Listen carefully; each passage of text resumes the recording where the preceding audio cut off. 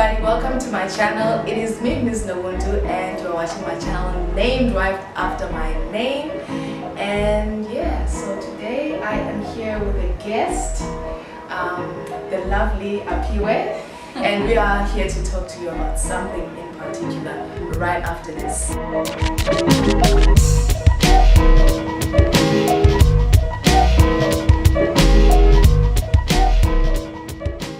Okay, so today what we are talking about is colorism. Ding ding ding.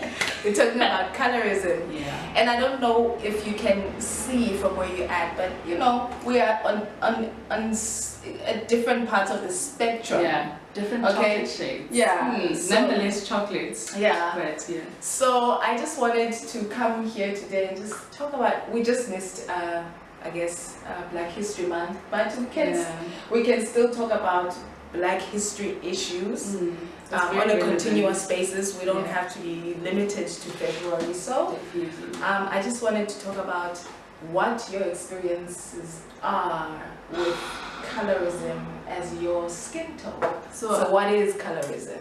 I think my definition, it's very brief, like the colorism is to discriminate against people of color depending on their shade or the shade of the skin, the hue towards, whether it's more towards a deeper brown or towards like a lighter, fairer skin tone. Yeah. So people usually will be treated or perceived in a different light depending on their hue. And therefore be given different privileges. Or have privileges taken away from them as a result of that. There's only one side of the spectrum that has privilege, like let's be real, you know, in that regard. Yeah. So I think my experiences to your question with colorism is, I think a lot of people don't expect me to have opinions about colorism because of the color of my skin. Or first of have all. problems with it, or have like issue with it. Yeah, or like or that you have a problem with it. Or that you don't see it. Exactly. Happening, and that's no excuse. I think people with fairer skin tone, even lighter than myself, you have the responsibility to call people in order who you see it happening, when it happens to you, when you're in the situation where you are benefiting or being praised for the color of your skin. I think it's your obligation to say, hey, that's not cool, I'm not with it, I don't think it's a compliment, don't ever say that to me again. My experiences with colorism have to do with, of course it's in the Black community, let's be real. So colorism mostly affects people in the Black community where either your family members, or at least we're speaking about ourselves. Yeah. I'm sure these distinctions between hues do exist within the Indian community, probably exist within the Caucasian community, probably in hair color, eye color. We don't know what happens, but we're talking about this community. Okay. So it has to do with family members back home, teachers, adults, but most interestingly, it's Black men. So Black men will make comments. Black men, Black women. I hold everybody accountable. Yeah, everyone needs to be accountable. You're right, but I think colorism has a lot to do with male preferences, or what Black men tend to say that they prefer to have a girlfriend or a lady who is lighter than themselves. And I'm just like, but where does that For what come reason? from? Yes. At least. Yeah, because we can't make this false equivalence of preference as in terms of, if you like skinnier people, if you like tall people, short people. The colorism, to talk about color is so loaded, it has a lot to do with colonization, it has a lot to do with white supremacy, and all of those things.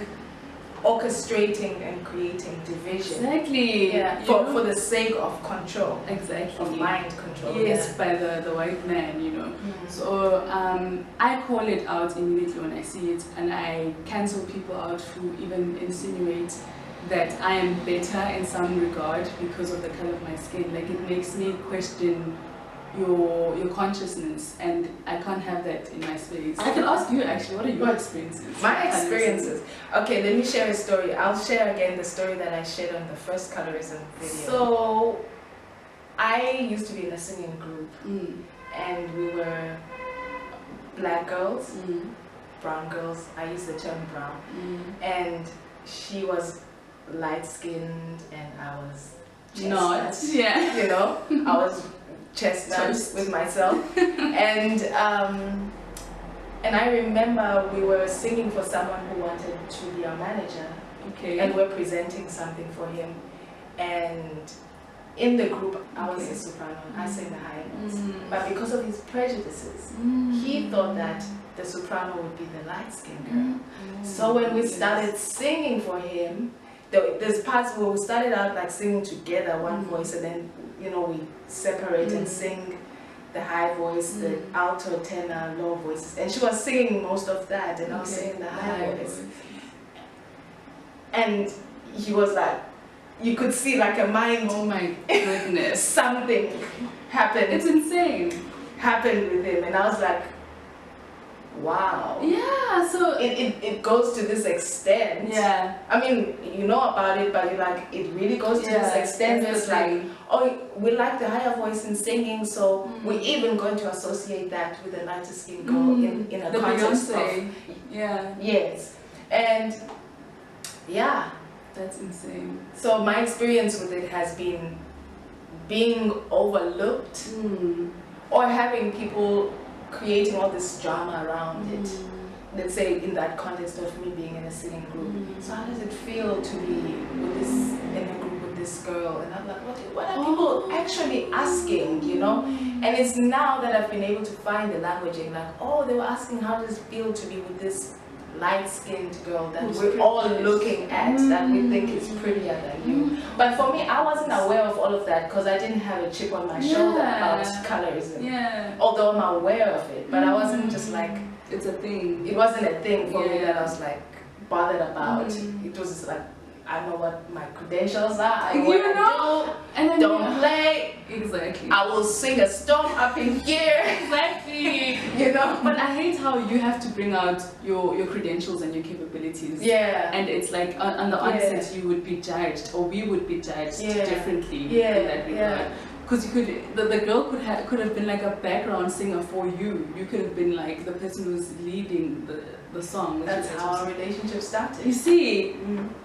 But that wouldn't be expected, and I mean, like, light-skinned people need to just like acknowledge the privileges that they. Privilege, I think, is synonymous with like white people. But I think that you need to bring it into colorism, and light-skinned people need to understand that I am perceived softer. I am perceived more palatable blackness. You know, a more acceptable blackness. You know, I can roll with you. There's a part of you we can associate with ourselves, because those media spaces, let's tell the truth, are controlled by white supremacist men, patriarchal men. And you would know that. You know, so you would definitely know that. And they are the decision makers, and so things have to go according to their preference, or go according to their preferences. And I mean, the closer to whiteness, it's like the proximity to whiteness is seen as a good thing if you're light skinned, of course. But like, you know, you're just a little bit better than a normal black person, which is ridiculous.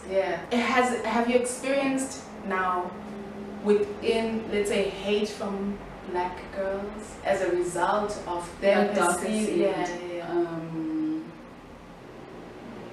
I think there's a hatred, resentment. There's a resentment within black women in general. I do definitely sense anger vibes, or just like you think you're better than me. But I don't know if that's because I'm a black woman, or that's because I think my skin tone also has a lot to do with it. But most of the time when I go to there's this location that so when I go home in the East Rand of Johannesburg, I go to Guatana. Me and my friends go there a lot. And in December when I went there, I mean, a lot, we were getting stares from, and me and my friends are like different shades of brown. Like, and, I mean, we all cut from the same catalog. Everyone's like stunning. But they were, the other girls that were there were just not like very welcoming to us being in that space. So I when I looked around, I noticed that it was girls also of various skin tones, but it was just the fact that there wasn't a unity amongst the girls, and it might have been based on the male attention that you or I am receiving that is creating that vibe. So yeah, I think men, I mean, they need to be held accountable, because we're bringing them in again because their preferences and their ideals weigh a lot in terms of colorism. So definitely I experience a lot of, but I understand it. Yeah, but would you think then it's, but you know, because I see it, but I'm like, okay, she's not creating that dynamic. It's not her lot to carry or explain or plead apologetics for to the darker skinned girl, because she's not creating that dynamic. She's not saying, I mean, although there are people who are aware and do create that dynamic.